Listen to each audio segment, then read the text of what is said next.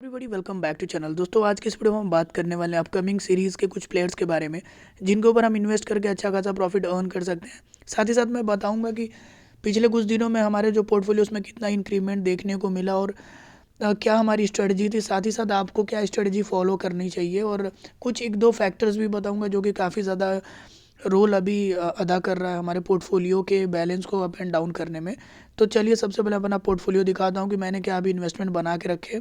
Upcoming series में आप देखोगे तो जो WPL 2025 आ रहा है ना, उसके कुछ प्लेयर्स को मैंने ऑलरेडी परचेज़ करके रखा है। और दूसरा जो है ये जो ट्रायंगुलर सीरीज़ चल रहा है ना, south Africa, New Zealand and Pakistan का, उसके कुछ प्लेयर्स को मैंने ऑलरेडी परचेज़ करके रखा है। और देखोगे तो मैं आपको मोटा मोटी बता देता हूँ कि क्या लॉजिक है मेरा। तो लॉरा वुल्फॉर्ड की अगर बात करें तो इनके सबसे ज़्यादा शेयर्स मैंने बाई करके रखे हैं। और क्योंकि WPL के ऑलमोस्ट जो मैंने रिसर्च किया ना, जितने प्लेयर मैंने शॉर्ट लिस्ट किए उसमें बस एक ही यही प्लेयर है जिनके प्राइस को लोगों ने अप नहीं किया है। अब आई डोंट नो क्यों नहीं किया है, हालांकि थोड़ा डाउन ही किया हुआ था। तो आई गेस कि कभी कभी डर लगने लगता है कि प्लेयर शायद खेले ना, बट यहाँ तो अभी दिखा रहा है अवेलेबल। अगर खेलते हैं तो एक ही मेरा वो रहता है इनको परचेज़ करने का, इनके शेयर्स को बाई करने का एक ही मोटो है कि प्रॉफिट हो ना हो। क्योंकि देखो अब काफ़ी अच्छी प्लेयर है और प्राइसेस हमेशा हाई रहते हैं, लेकिन वो जो भी एक्सपेक्टेशन वैल्यू रहती है ना वो इजीली ये गेन कर पाती हैं। सबसे पहले कि पूरा के पूरे 5 मैचेस बचे हुए हैं, और दूसरा ये कि प्रॉफिट हो ना हो लेकिन लॉस ज़्यादा नहीं होता है। तो इसीलिए मैं हमेशा कोशिश करता हूँ कि लॉरा वुल्फॉर्ड को बाई करके ही रखूँ। तो यही मेरा लॉजिक है, इसलिए ऑलमोस्ट 70,000 के आसपास इनके ऊपर इन्वेस्टेड है। आप देखोगे तो ज़्यादा नहीं तो 21-22,000 के आसपास का जो है इनसे मुझे आज तक से प्रॉफिट हुआ है। अगले प्लेयर की बात करें तो ये देखो, ये गुजरात से खेलते हुए नजर आएंगे। और वहीं बात करें असले गार्डनर, तो भी गुजरात से खेलते हुए असले गार्डनर का पिछला सीजन भी अच्छा था। मतलब अगर कंबाइन देखा जाए तो एक दो IPOs प्रॉफिटेबल थे, एक दो IPO जो है मतलब एक एक ऐसा 50-50 था कि एक IPO में अच्छा प्रॉफिट हुआ था, दूसरे में लॉसेस हुआ था। हालांकि मैंने अच्छा प्रॉफिट बुक कर लिया था पिछली बार। बात करें लिस्पेरी की तो इनकी प्राइस काफ़ी नीचे चली गई थी, 23 रुपीज़ के आसपास। फिर भी लोगों ने इनको बाई करके अप कर दिया 25 रुपये के आसपास। तो आप भी इनको ट्रेड में ले सकते हो। और एलिस्पेरी का के बारे में बताने की ज़रूरत नहीं, बैटिंग बॉलिंग दोनों से अच्छा परफॉर्म करते हुए नजर आएंगे RCB के लिए। तो ये तीन मेरे अच्छे पिक मतलब मेरी तरफ से। अब देखते हैं कैसा परफॉर्मेंस आता है, और पहले से बाई करके इसलिए रखा है। हालांकि और भी सीरीज़ चल रही है, ओमान और नामीबिया वगैरह के मैचेस भी चल रहे हैं जिसमें USA भी है। लेकिन इनके प्लेयर्स का कुछ कह नहीं सकते भाई। जब लॉन्ग करोगे तो शॉर्ट हो जाते हैं, शॉर्ट करोगे तो लॉन्ग हो जाते हैं। वी कैन नॉट गेस कि कौन कैसा परफॉर्म करेगा। इसीलिए मैंने ये जो अपने सॉलिड पिक्स हैं ना उनको पहले से बाई करके रखा है, ताकि डिमांड एंड सप्लाई का थोड़ा एडवांटेज भी मिल सके हमको। और बहुत जल्दी करने की ज़रूरत नहीं है, बहुत बाई सेल करोगे तो उसमें मैं बताता हूँ कि कितना लॉस होता है। वहीं ये जो बचे हुए दो प्लेयर्स के बता दो तो केन विलियमसन, इनके बारे में बताने की ज़रूरत नहीं है, वो ODIs हो रहे हैं, अच्छे प्लेयर हैं। कम से कम लॉसेस तो ज़्यादा आपको नहीं देंगे, प्रॉफिट हो ना हो, बट एक ऑन एन एवरेज अच्छा खासा रन बना के जाएंगे। तो यहाँ से शायद प्रॉफिट देखने को मिल जाए। 20-25% भी अगर प्रॉफिट हो जाता है हमको तो काम बन जाएगा। वहीं बात करें बाबर आजम की, तो पाकिस्तान में मैचेस हो रहे हैं तो इसीलिए थोड़ा इन्वेस्ट करके रखा है, ज़्यादा नहीं किया। 1000 शेयर्स ही और बाई किए हैं, देखता हूँ कि कितना प्रॉफिट ये दे सकते हैं। बात करें डाउन में तो मरिजाना कैप को लिया हुआ है, हाई प्राइस की वजह से एक्सपेक्टेशन वैल्यू भी ज़्यादा है और दिल्ली के लिए खेलते हुए नज़र आएंगी। और एक ही मेरा इनको परचेज़ करने का एक ही मोटो है कि भाई अगर बॉलिंग में थोड़ा, बॉलिंग तो काफ़ी मतलब किफ़ायती भी रहता है और विकेट टेकर भी है, लेकिन बॉलिंग बैटिंग दोनों का जो कॉम्बिनेशन है, ऑलराउंडर है, तो दोनों में अगर कुछ ख़राब कर देती हैं तो यहाँ से हमको अच्छा खासा प्रॉफिट देखने को मिलेगा। बात करें इन्वेस्टमेंट की तो ऑलमोस्ट 73,000 इन्वेस्ट करके रखा हुआ मैंने। तो सबसे ज़्यादा इन्वेस्टमेंट तो मेरे मुझे लगता है कि मरिजाना कैप पे है। तो ये पोर्टफोलियो है, और क्या लॉजिक है, स्ट्रेटजी, वो सारी चीज़ें मैंने बता दी। अब बात करें रिसेंट 10 to 20 डेज़ के जो इंक्रीमेंट के बारे में, तो मैंने जो टोटल इन्वेस्टमेंट किया था वो करीब करीब मतलब 3,20,000, 3 लाख समथिंग पोर्टफोलियो वैल्यू था मेरे पास। तो take it as 3 lakh only, 3 lakh के आसपास का मान के रखो। जिसमें वेस्ट इंडीज़ और बांग्लादेश का जो वुमेन वाला मैच हो रहा था ना सीरीज़, उसमें मैंने शॉर्ट किया था ज़्यादातर प्लेयर्स को, और जिसमें तृष्णा भी थी। देखोगे तृष्णा से मुझे 50,000 के आसपास का प्रॉफिट हुआ है। एस खातून से भी ऑलमोस्ट 20,000 के आसपास का प्रॉफिट हुआ है। तो शॉर्ट ही करके रखा था, क्योंकि ऑब्वियसली यू पीपल नो कि वेस्ट इंडीज़ एक स्ट्रॉन्ग टीम है इन कंपैरिजन टू बांग्लादेश, और मैचेस भी वेस्ट इंडीज़ में ही हो रहे थे। हेली मैथ्यूज़ वगैरह अच्छे प्लेयर्स थे।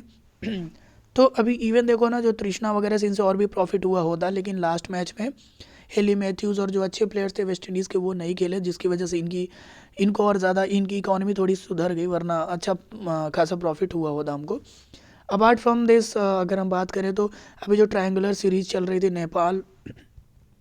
नेपाल वाली, उसमें भी प्रॉफिट देखने को मिला। मैंने छेत्री, पुचतम, सूलीबॉन और कुछ कुछ ऐसे प्लेयर्स को भी शॉर्ट करके रखा था। हालांकि लॉसेस भी हो, जैसे इंदू वर्मा से और ज्वेलिंग से भी लॉसेस हुए मेरे, पर अच्छा खासा प्रॉफिट भी देखने को मिला है। मतलब आप देखोगे तो 35,000, 25,000, 22,000 है। तो ये ऑलमोस्ट लाइक ठीक है, मिला जुला के देखो तो ये हो जाएगा करीब करीब 80,000 के आसपास प्रॉफिट हुआ है।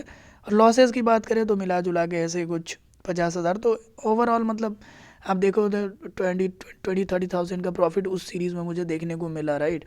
और बांग्लादेश वाले में तो अच्छा खासा मतलब ऑलमोस्ट लाइक आप देखोगे अगर तो 60-70 हज़ार के आसपास का प्रॉफिट देखने को मिला।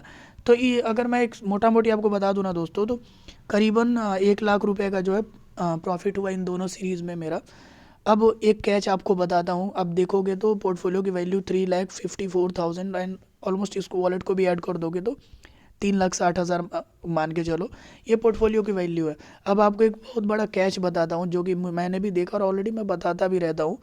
आप पुराने वीडियोस भी देखोगे और आप सबके लिए भी ये काफ़ी इंपॉर्टेंट है कि मेरी पोर्टफोलियो 3 लाख से शुरू हुई थी। 1 लाख का प्रॉफिट मैंने आपको बताया, तो ऑलमोस्ट 4 लाख हो जानी चाहिए थी दोस्तों। 4 लाख का पोर्टफोलियो वैल्यू था मेरा।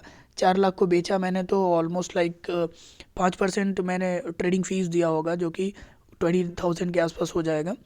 फिर दोबारा से जब मैंने इन्वेस्टमेंट किया, तो फिर से यही 15-20 हज़ार के आसपास का ट्रेडिंग फ़ीस फिर से दे दिया। तो ऑलमोस्ट आप देखोगे 40,000 मैंने ट्रेडिंग फ़ीस दे दिया, जिसकी वजह से 4 लाख से घट के फिर से 3,60,000 का पोर्टफोलियो हो गया। तो मतलब ट्रेडिंग फ़ीस का कितना बड़ा रोल है दोस्तों, कि 50-50 हज़ार रुपये का ट्रेडिंग फ़ीस ही चला जा रहा है ना। तो ये हालांकि आप जब यहाँ आओगे और देखोगे ये ट्रेडिंग कॉन्टेस्ट में, तो यहाँ पर जो है रिकवर हो जाएगा। रिकवर इन द सेंस कि अभी 40,000 का ट्रेडिंग फ़ीस दिया है, लेकिन 22,000 मिल जाने चाहिए, तो वो यहाँ पे क्वाइंस के फॉर्म में मिल जाएगा।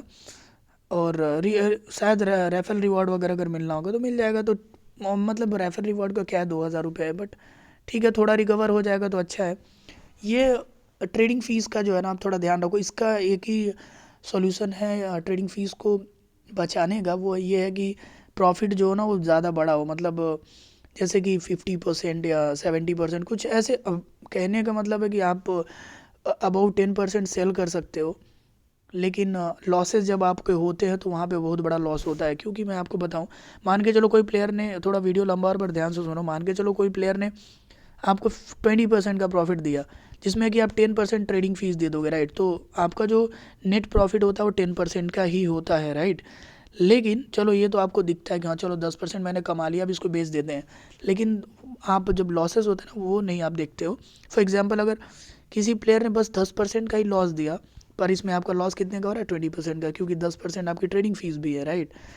तो यहाँ पर आपने उस प्रॉफिट वाले सिनेरियो में 10% ही कमाया, लॉस वाले सिनेरियो में 20% का लॉस हो गया। तो ओवरऑल आप जब नेट कैलकुलेशन करोगे तो 10% का लॉस आपको दिखाएगा, तो मतलब आप ओवरऑल लॉस में ही चलेगा। इसीलिए फोकस ये रखो कि लंबे टाइम तक होल्ड करके रखो।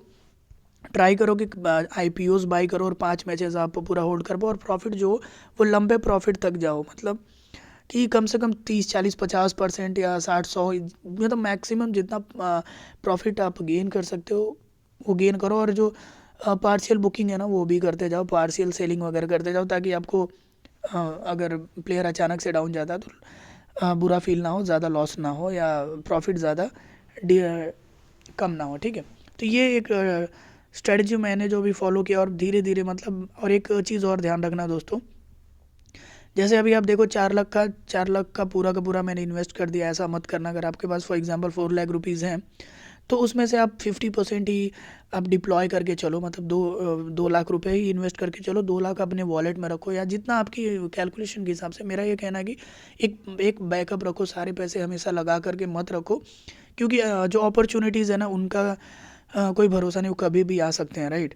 फॉर एग्जांपल अभी मान के चलो लॉरा वोल्फार्ट को मैंने बाई किया या किसी भी प्लेयर को, और वो थोड़ी और 10% या 5% या 20% डाउन चली गई, तो एक और बाइंग अपॉर्चुनिटी आ जाएगा, तो थोड़े पैसे और डिप्लॉय कर सकते हैं। और साथ ही साथ जब बैलेंस आपके पास बचा रहता है ना, तो कभी बुरे दिन जब शुरू हो जाते हैं तो आपके जो बैलेंसेस बचे रहेंगे वो आपको बैकअप देते रहेंगे। अगर मान के चलो बुरे दिन आ गए, तो सारे पैसे जो डिप्लॉय करके रखें वॉलेट में, कुछ भी नहीं छोड़ा ना, तो वहाँ से आपको बहुत बड़ा नुकसान देखने को मिलेगा। तो सोच समझ के इन्वेस्ट करो, क्योंकि अभी काफ़ी ज़्यादा रिस्की हो गया है। और मतलब रिस्की जैसा कुछ नहीं है, जब आपके दिन चलते हैं तो फिर आप कुछ भी बाय करते हो, प्रॉफिट होता है, और जब नहीं दिन चलते हैं तो आप बढ़िया से बढ़िया प्लेयर भी बाई करोगे, नुकसान हो जाता है। तो ये चीज़ का ध्यान रखो, और ट्रेडिंग फीस वगैरह वाली बात को भी दिमाग में रखो, और अच्छे से ट्रेड करो, अपना रिसर्च करो।